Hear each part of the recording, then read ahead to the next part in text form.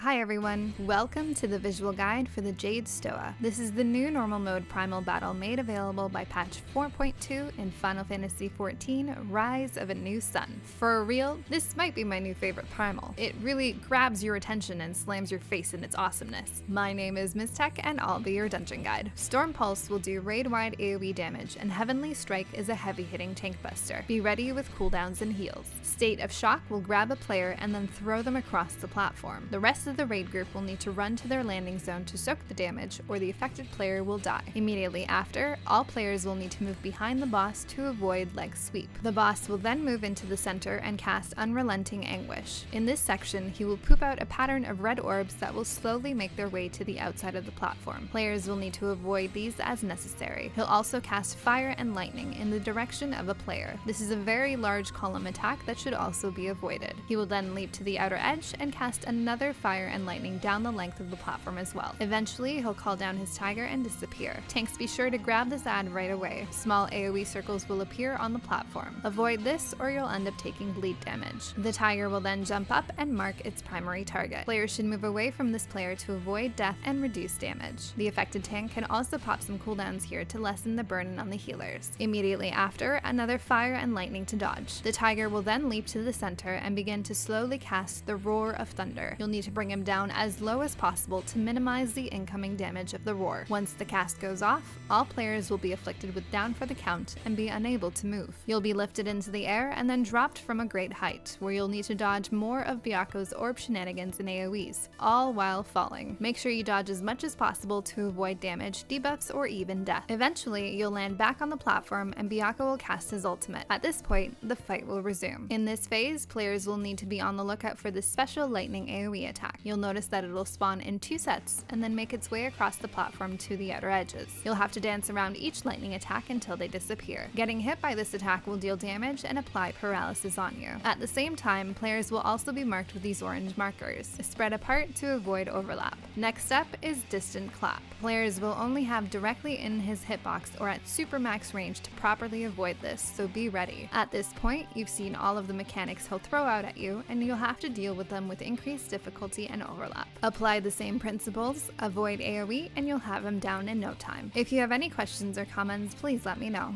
Up next, we'll head right into the Jade Stoa Extreme. As always, thanks for watching. Till next time.